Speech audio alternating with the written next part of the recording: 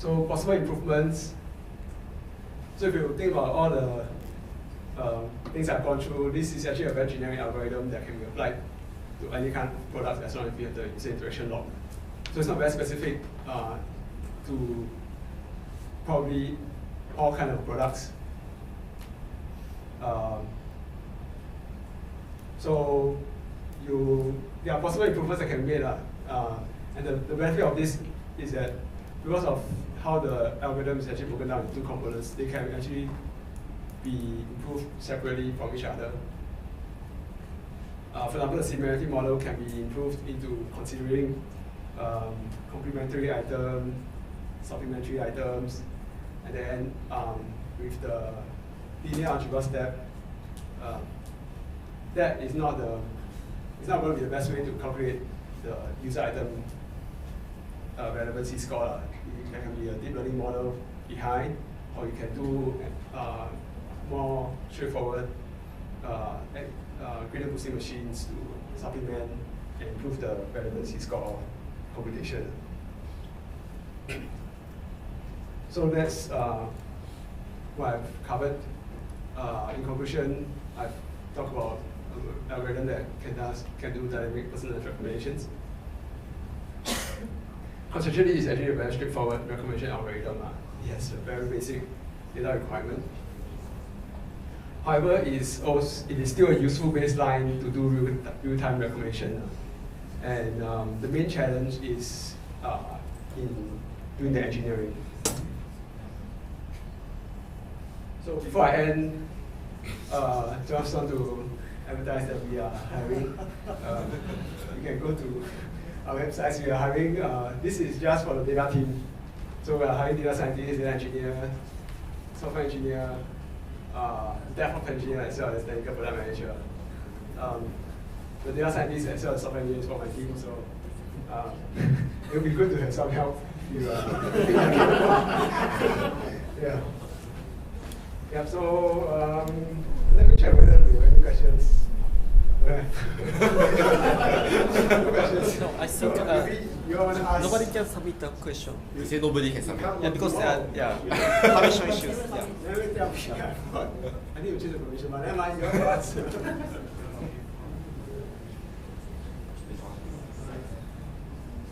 I'm Yusuke. I'm a SMU student graduating this May. My question is, how did you know the recommendation system is better than doing nothing? It's better than how do you evaluate the model? So in order to do model comparison, to do model evaluation for recommendations, right? Most of the time you have to do it as an A/B test.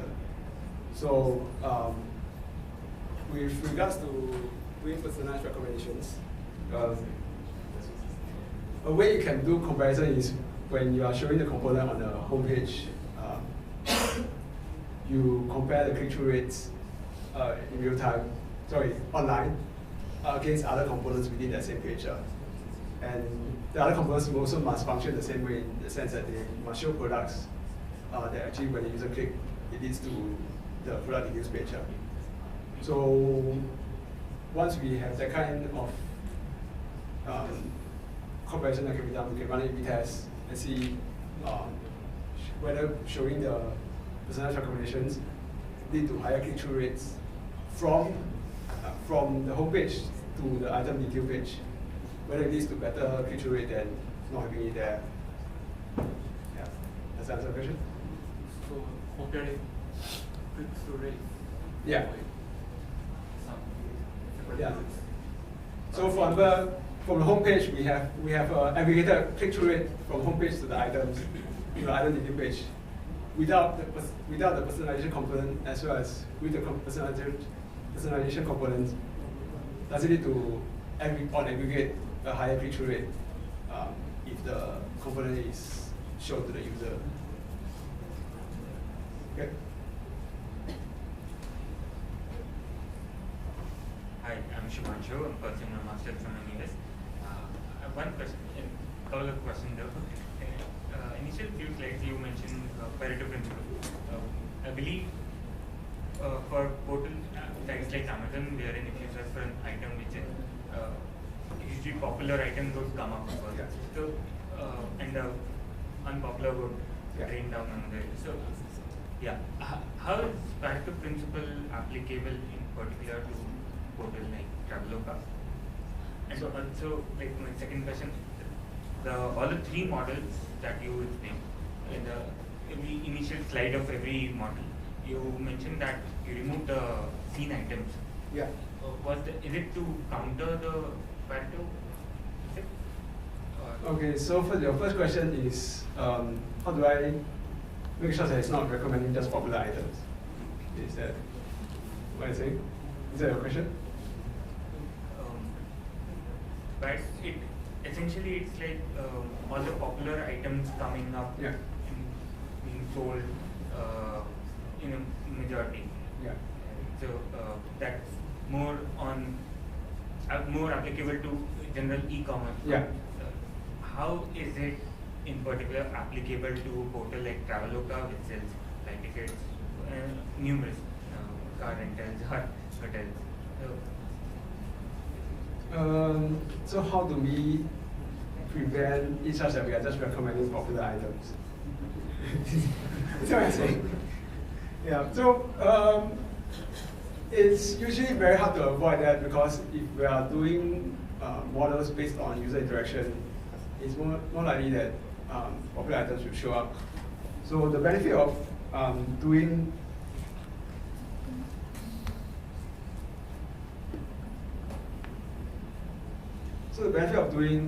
graph-based embeddings is that there's actually this bias term here that will be very high for very popular items. So as a result, popularity is accounted for between these two bias values. And then the embeddings that we derive here, which is the W, will have values that account for the popularity of the item.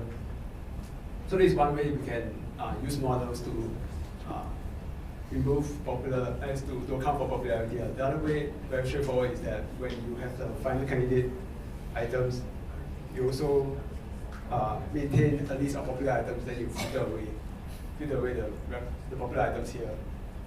Yeah. So your second question is with regards to last in items, right?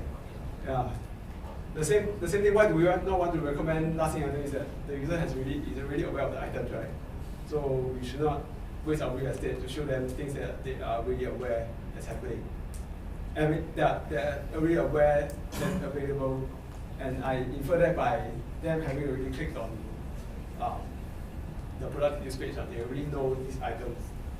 So we remove it from the personalized recommendations.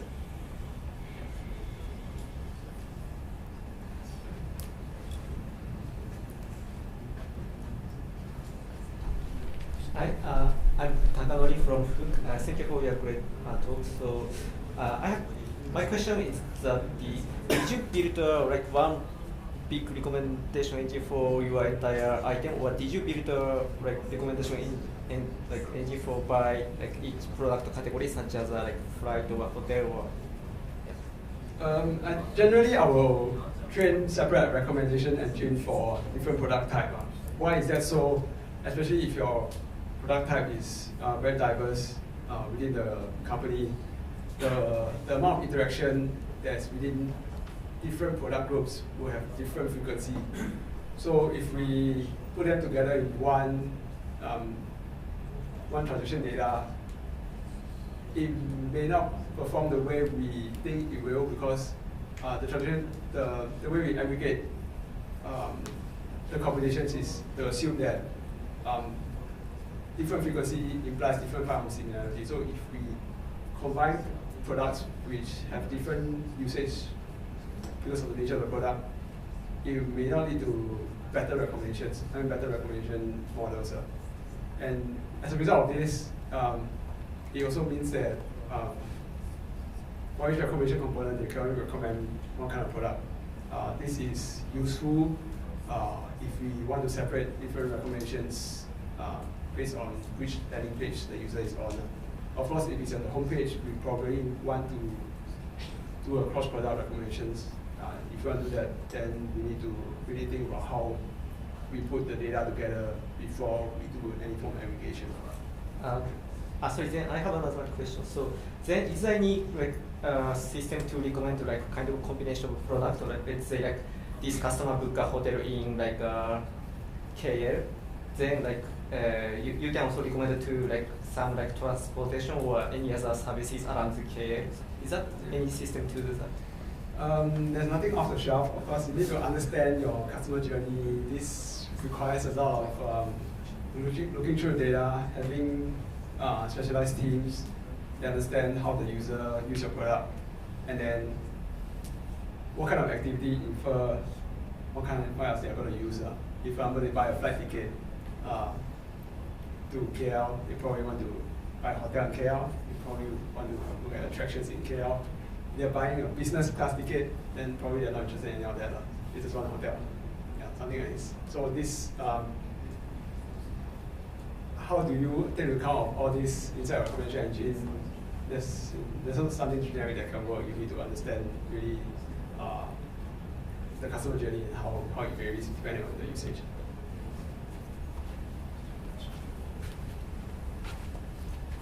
I'll come to you next. Just a quick question. What percentage, Ben Sadeghi from Databricks, what percentage of your users actually sign in where you can go and track them? Yeah, so the trick to this is that I'm not actually using sign-in users, but rather I'm using cookies. So the cookie ID is unique based on the app install, based on the browser. So we do not actually require users to be logged in order for us to use their data. Having logged-in users is useful if we want to make inference on cross-device usage. But in general, this is not a problem because users tend to stick to one device when they are using a website. Indonesians, in Indonesia, it's mostly a mobile-first country, so in fact, we find that desktop usage is quite low. So if they are using a mobile phone, unless you uninstall the app, the cookie ID is going to be almost similar to the profile ID or the user ID. Hi, my name is Hui. So this question is for Deb and you. Can you share a bit with us, right? What's the business impact that your work has brought about, both for the language modeling portion and the system? Take first lah. Business impact for recommendation. One straightforward way is to, if we can recommend relevant items, it will definitely increase the usage, the engagement of the app by our users. Of course, if you can measure across the funnel users clicks based on recommendation, then it will be obvious how we can justify our value based on the revenue generated from recommendations. This is, I don't have a number, unfortunately. Yeah, recommendations is still a very new idea within Traveloka in terms of doing machine learning recommendations. So it's still in the process of getting this into production and measuring the performance. So I do not have a value right now. So to answer your question on the second part, I think it comes down to two things. The way we approach the problem is before we work on something, we try and make sure it's aligned with actually solving something the business wants to solve. Then the onus is on them to come to us and say, well, actually, we've got a couple of different ideas, and then we have a few very crystal clear conversations around, okay, so this is what you want as a product. What do you think is the impact to your business, to our business by developing this feature? That forces us both to be honest, both from a product management perspective and from an ML perspective, so that A, we ensure with the limited resources we have, we're working on constructive things. In terms of actual dollars, or I don't know if it makes sense to talk about that, but I will say, so for example, some of the work that we've done, we were looking at, some of our ops teams were looking at sort of tens of thousands of reviews a day. trying to make sure that we are providing the same experience for our users, and that sort of workload has come down significantly. So we're helping them scale out into more businesses, and so that's basically been from 10,000 to less than 10. So that's it. Okay, so we will have one last question, if any.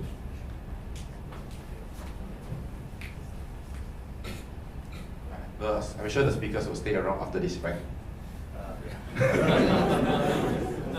Okay, so my questions. First, you mentioned about engineering work being the most difficult part about building the model, and I wondered what can you elaborate more on what the difficulties you think? And also during the engineering process, do you interact with your business team? Do you seek input from them, and how do you interact with them? Sorry, can you repeat your second question? With your business team, do you seek information or insights from your business team when you don't know what the data or how to make sense of the data in the initial stage? So the first question is regards to the engineering demands of the of this model. Why is it difficult is that usually when you are doing tracking of the user interaction, these are usually recorded in real time, but then they are inserted in the database in a batch way. So which means that I'm only able to get the data that is 1 day late. So if that's the case, then my recommendations will be based on your interaction yesterday. I'm not able to react to what you're clicking right now. So in order to have that available, it means that I need to implement tracking that inserts in real time into something that's in memory, so that I'm able to access it also in real time at low latency for me to get all this information. Because even if it's inserted in real time, but I'm not able to get it in real time, or if this takes very long, maybe a second for me to retrieve, then the recommendation will load very slowly. It will deteriorate the user experience, and they may not even be able to see your recommendations if that's the case. So that's the main reason why there's typical engineering requirements for this. Sorry, your second question. How do you work with your business team? For this model, I don't need to work with. If I want to implement this modern vanilla, I do not have to work with the business that I'm doing recommendation of products. Of course, in order to customize the recommendation engine and to ensure that it's highly performant and also get some insights on the customer journey, we need to work with the business units. So in Traveloka, the business units will have their own data analysts that have better understanding of the usage of users on the type of business. For example, hotels or attractions, we have business analysts there. They have good understanding of the form of data, the patterns that we can look out for, and then I will, of course, work with them closely to see what I can exploit and use inside my recommendation engine models. Okay, can we give a round of applause for our speakers? And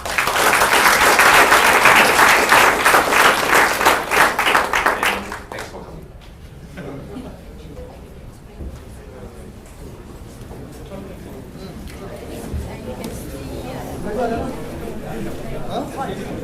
चल करें हाँ करना भूख लगी है चल